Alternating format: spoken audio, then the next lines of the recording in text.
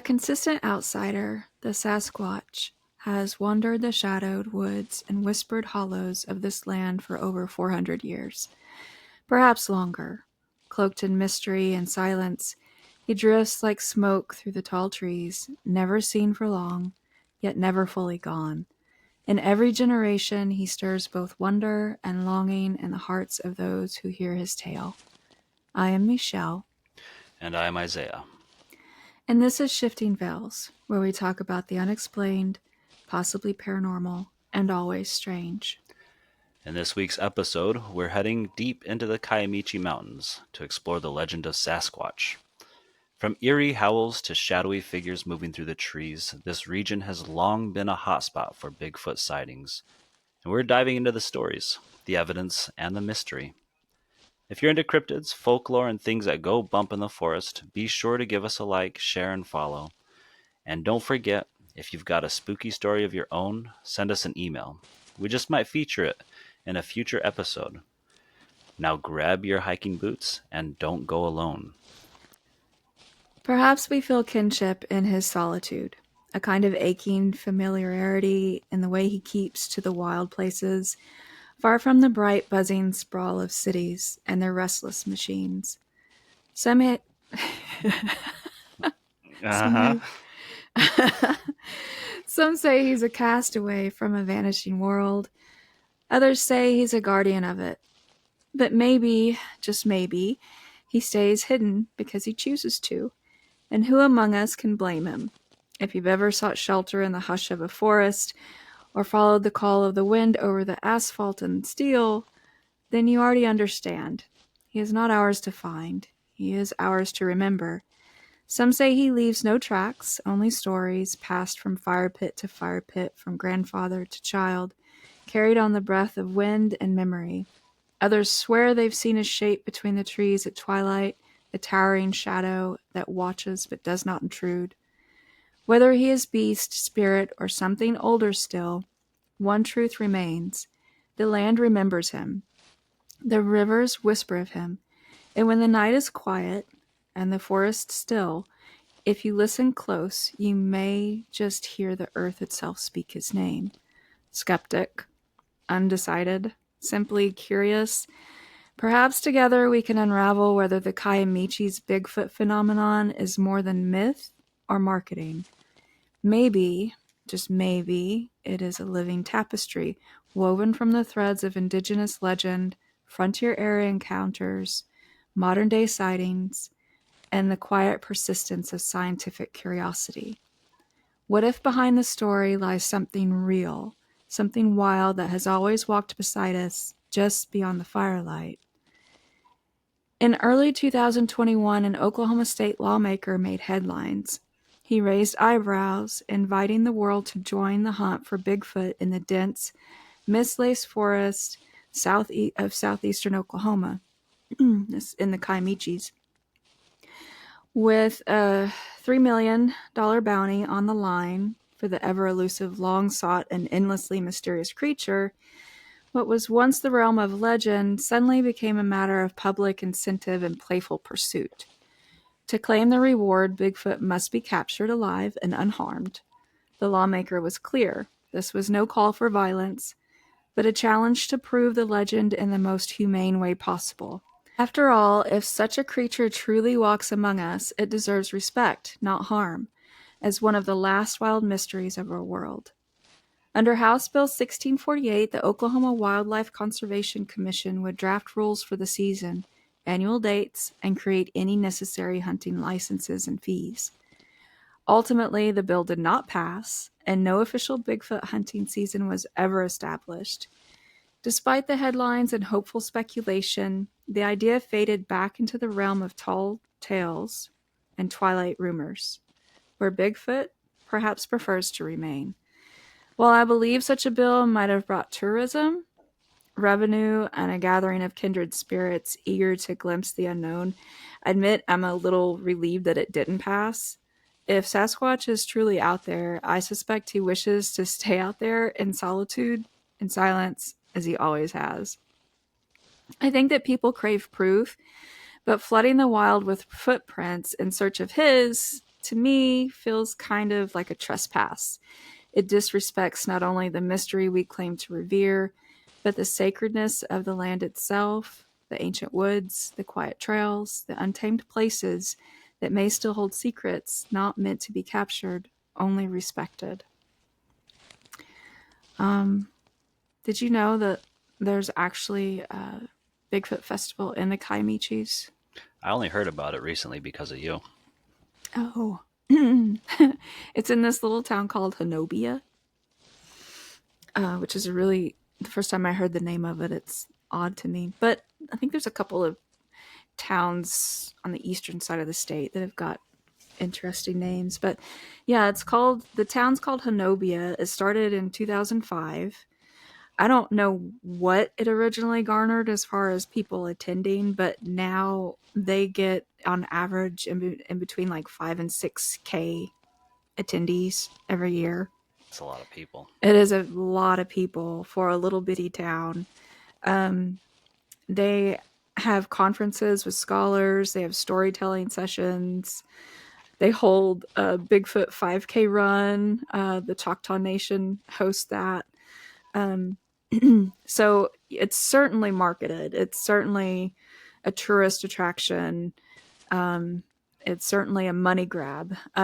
I'm happy to know though that like it, even though it is kind of a money grab and it's a marketing scheme, almost maybe not a scheme. That was kind of a harsh word for it, but they do use like all of the funds for it or from it for scholarships. There's been like a total of 60K put towards scholarships over the last 20 years. So they do put it to good use. I just can't imagine, like, I mean, this little town of Honobia, I think it basically exists because of this. It's kind of like, I don't know. I think you might be from the area, that so I don't want to offend you, but it's kind of how I feel about Rapid City, South Mm-hmm. Dakota. It's a little bitty place. It's not little bitty anymore, but it definitely No, it's was not. that way. But I think you know what I'm getting at. That like it was little bitty and And it now was it's known really for its only. racism. Is it? I thought it was there because of the bike rally. Oh, that's Sturgis. Oh That's wait, Sturgis deer. it is Sturgis. You're right. Mm-hmm. Yep, Sturgis Okay, so Valley. what did Rapids? Okay, we're going way off topic, but I have to know what did Rapid City get put on the map for? Rapid City was kind of known for Mount Rushmore and Crazy Horse, the Crazy Horse Monument. Oh, It's like okay, I the gotcha. town right next to those particular locations. Yeah, no, you're right. I have a Sturgis T-shirt. I should totally know. I completely forgot. That's all right. No, that's cool.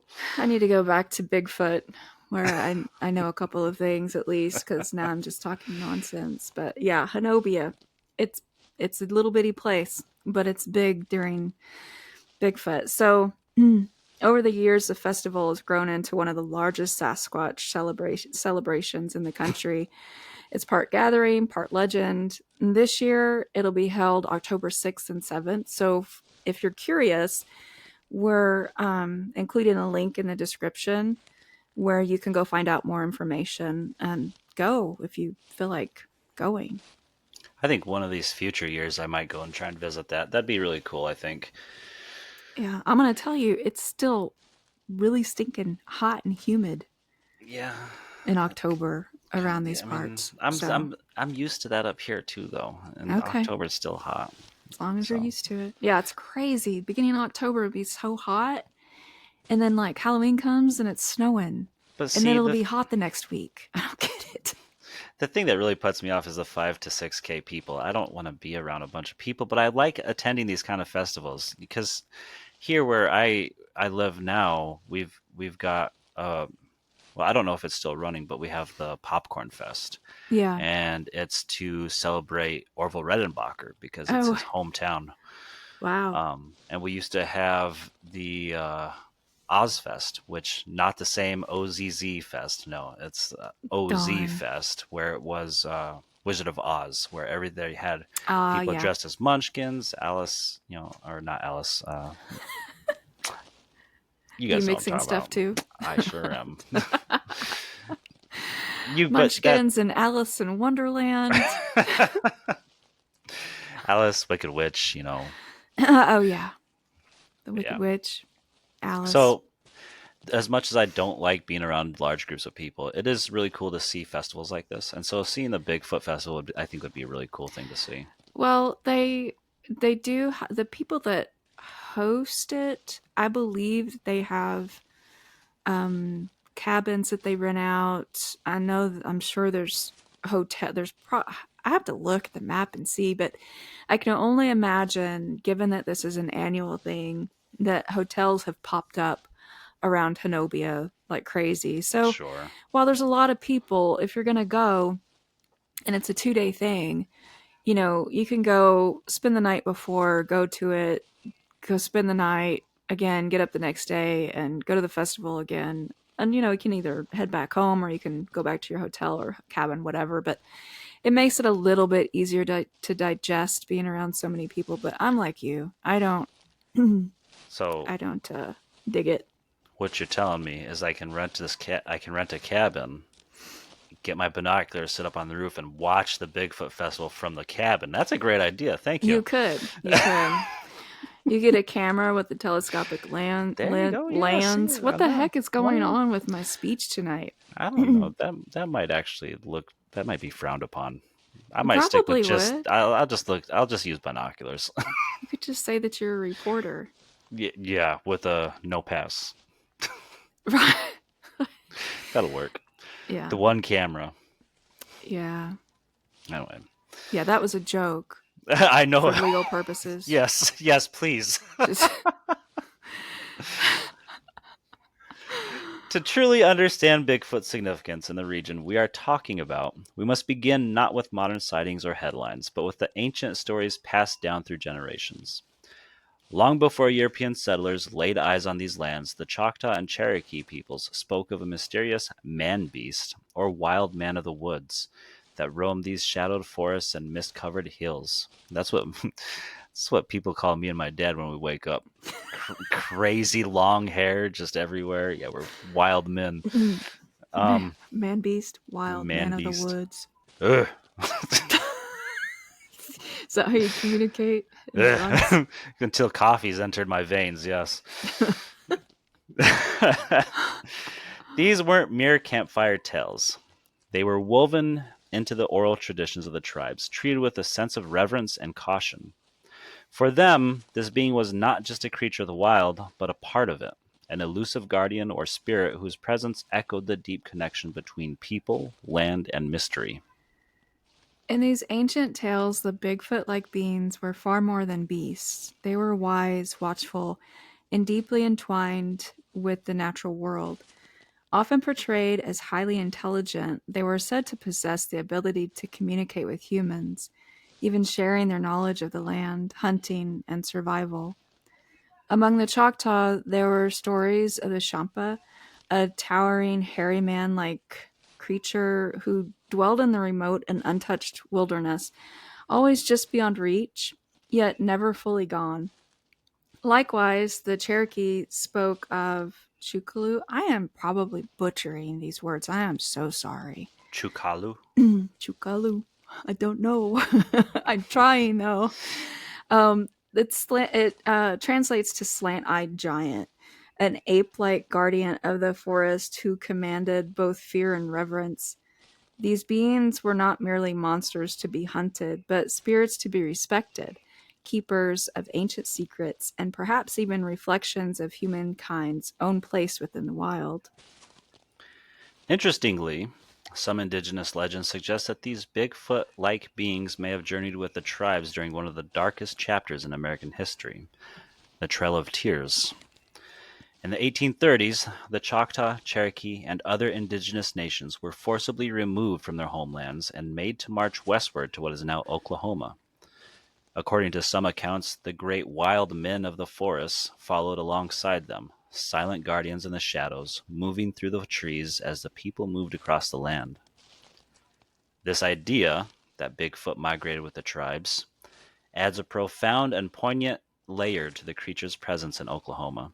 It hints at more than just folklore.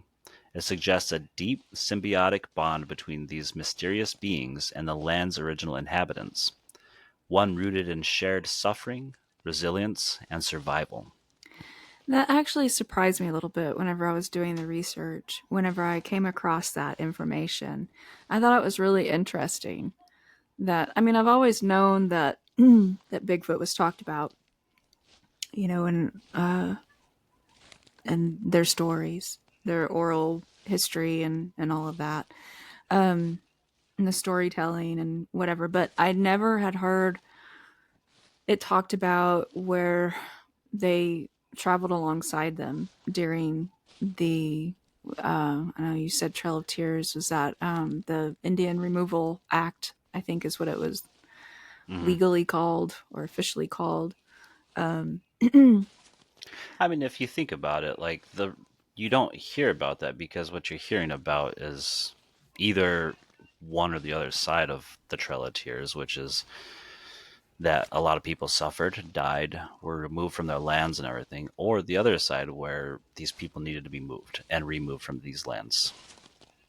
Instead of like the other stuff about, Bigfoot being there, the spirit of the Yeah. lands. Well, in my opinion, nobody needed to be. I mean, indigenous people did not need to be removed or moved. I like But your opinion. yeah, yeah, they did not need to be forcefully migrated to a different area. But yeah, you're right. I mean, I grew up learning about the quote unquote Trail of Tears, and all I heard was, why it was coined that, why it was given that name, and how harsh it was. And I never, you're just not going to learn about, their stories and traditions and whatever in elementary school. And then also, of course, consequently, hear the stories about man beasts that kind of lived side by side next to them sometimes or nearby that moved with them, you Right. know. So And that's another thing to actually keep in mind too, is like you said, you wouldn't be learning about that kind of thing, the oral traditions in, elementary school. no. And regardless of what nationality or ethnicity you are, when it came down to indigenous traditions and oral history and anything like that, it was being erased. There was erasure going on with native and indigenous tribes, and Well, it still yeah, is. it's part of assimilation. I mean, that's just Well, part of it. I know. I know, I um yeah. All right, I'll shut up. Well, yeah, I mean, it is just part of it. They would Yeah. take indigenous children and they'd put white people clothes on them and send them to white people's schools and Hmm. teach them how to live like white people. And Hmm. Yeah. I say this with my freckled face and my white skin that easily burns. Uh, but I get it. I know the history. Yeah. I I wasn't. I do have a was. CDIB, but I'm very white representing here. I But wasn't trying to bitch or nothing. Sorry about that. well, no, I don't think that anybody would think that. I don't think that. I think it's just facts. And when we come and we do these podcasts, no, that's not the subject of the podcast. But we're sitting here talking about the indigenous and how they lived in this region, and they lived side by side with the man beast, with the Bigfoot, with the Sasquatch Hmm. in the mountains and in the woods. And so it's just it's whatever. Yeah, it's a little bitty side whatever, a rabbit trail, but it's cool. um so it's just kind of interesting when I read that. It makes sense, but I just never thought to ask that question, that they followed along whenever they were moved. Um, as European settlers pushed deeper into the rugged wilderness of what would become Oklahoma in the 19th century, they too began to report sightings of strange ape like beings that seemed to elude all logic and explanation. That's curious to me because they come in and they don't know these stories and these oral traditions and history. and they start seeing stuff. One of the earliest recorded encounters dates back to 1849 when a hunter and trapper known only as One Eyed Bascom claimed to have seen a strange critter lurking. I wouldn't dare call Bigfoot a critter. He's kind of too big for that. um, but he saw it lurking in the misty swamplands near the settlement of Eagletown. According to Bascom, the creature had unnaturally long arms, a hunched, stooped posture, and moved with a slow, deliberate grace, neither fully man nor beast. His account, preserved in the diary of fellow frontiersman Bertrand Tonica, I think, offers a rare and tantalizing glimpse into the early lore of Bigfoot in Oklahoma. It is through these frontier tales, part history, part legend, that the mystery began to take root in settler memory, growing alongside the whispers already echoing through indigenous tradition. Throughout the early 20th century, reports of large, hairy bipedal creatures continued to trickle out of the dense, misty forests of southeastern Oklahoma. In the 1920s, a respected doctor from the town of Haworth claimed to have seen a shaggy, ape-like figure dart across a lonely road near Goodwater, swift, silent, and gone in a blink. Around the same time, two hunters along the Mountain Fork River reported a chilling encounter with what they described as a big, black, hairy ape man, standing upright and watching them from the shadows. These early accounts, strange as they are, joined a growing chorus of stories echoing the older indigenous folklore. Together they began to weave a tapestry of mystery and memory, one that laid the foundation for Oklahoma's enduring Bigfoot legend, and set the stage for the flood of sightings, investigations, and whispered theories that would ripple through the decades that followed. As the Bigfoot legend continued to grow in Oklahoma, one region in particular began to stand out as a focal point of sightings and speculation: the Kiamichi Mountains. The Kiamichi Mountains are in the state's southeastern corner. They're rugged, remote, um, and cloaked in dense oak and pine forest. I say southeastern, it's kind of like, it's not south south. I would say like mid east, mid to southeastern. It's really pretty. It's been a while since I drove through there, but it's rugged, remote, and cloaked in dense oak and pine forests. The Kiamichis stretch across a landscape shaped by time and mystery. Winding rivers cut through shadowed valleys, hidden hollows lie untouched by man, and the hush of the wilderness seems to invite secrets. It is in this vast, sparsely populated terrain that many believe Sasquatch has found sanctuary. With its abundance of cover, natural resources, and isolation, the region offers a perfect refuge for a creature built to remain unseen, an ideal hiding place for the legendary wild man of the woods to walk freely, just beyond the reach of civilization. One of the most well-known Bigfoot encounters in the Kiamichi Mountains took place in the early 2000s, when a local man named Charles Benton came face to face with something that would haunt him for the rest of his life. While turkey hunting near the remote town of Hanobia, Benton, an experienced outdoorsman and lifelong resident of the region, found himself staring down a towering, reddish-brown creature unlike anything he'd ever seen. It stood well over 8 feet tall, with a heavy, sloping brow and a chest so broad it seemed to fill the space between the trees. The creature didn't roar or charge, it simply watched. And in those few breathless seconds, Benton knew he was seeing something real. The encounter was brief, but its impact was lasting. Benton, once a skeptic, became a quiet believer. What he saw that day forever altered his understanding of the woods he thought he knew so well.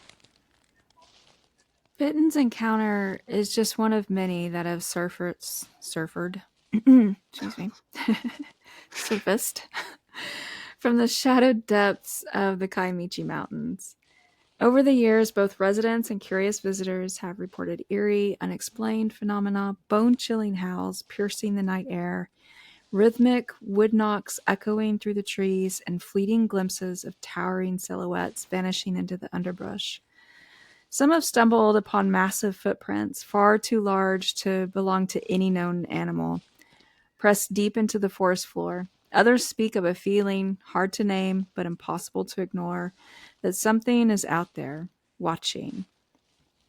These modern accounts, layered atop a foundation of indigenous legends and early settler tales, have helped solidify the Kiamichi Mountains as one of the most enduring and enigmatic Bigfoot hotspots in the country.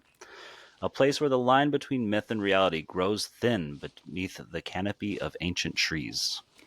The Bigfoot Field Research Organization, or BFRO, which maintains a national database of reported sightings, has documented 58 eyewitness accounts from Oklahoma since 1971. I would have thought it'd be higher, you know? Of course, 19 have come from the Kiamichi Mountains alone, a region that sprawls across thick timberlands of Lafleur, Pushmataha, and McCurtain counties. These reports, often detailed and strikingly consistent, speak of towering figures in the dusk, guttural calls from the trees, and tracks that vanish in the underbrush. For believers and researchers alike, the Kiamichis remain a place of high strangeness, a living landscape where mystery still walks. Those 58 eyewitness accounts, I think, maybe are actual official accounts, maybe, as opposed to like Yeah. the hundreds that are like pouring out over the forums and stuff. Oh, yeah. Because I know people that have seen stuff in that Right, area, you know, but did they go tell someone officially? Did they, you know, right. whatever? Yeah. Yeah, it's talked about a lot. It's talked about a lot. This region is a wilderness of dense timberland, thick with cedar, oak, box elder, and towering pines that stretch toward the sky like silent sentinels. Its rugged terrain is home to a host of wild creatures: feral hogs, black bears, deer, and even the elusive panther, all perfectly adapted to its shadowed hollows and winding ridgelines. It's the kind of place where anything could hide, and often does. You know, I know I knew a guy that was driving from that region of the state, um, going westward, and he was driving at night and he was coming around a curve in the road, and I know this curve in the road. I've driven it myself many times.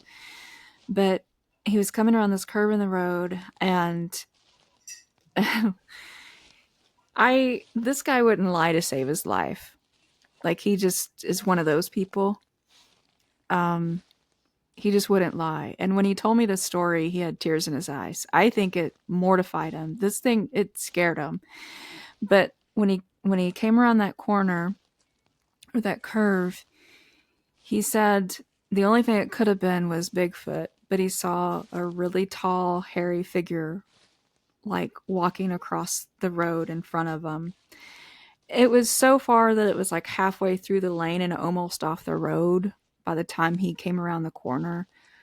He did hit the brakes just because he was so startled, but he didn't have to hit the brakes to not hit it. But it was just, he saw it and then it was out of the headlights and gone. And he kept going because he was terrified. Um, he's not someone that typically believes in that sort of thing. Um, but I've always remembered that story. It's always been one of those stories that to me kind of solidifies that, yeah, there's something, you know. Mm-hmm. Um, Absolutely. I have an aunt that lives kind of in that area. Actually, has a cabin in the woods, and I know that, you know, there's just stuff that people hear. They hear deliberate knocking on tree trunks, and um, huge rocks, you know, crashing into water. And, you know, we're not talking about like an avalanche type thing. They're just big rocks being thrown into the water. It's like deliberate stuff. Like, you know, hey, I'm here making noise, you know? You're right.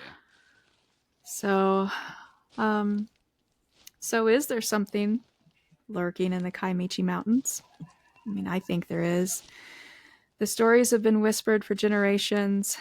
Strange howls, massive footprints, eyes watching from the trees.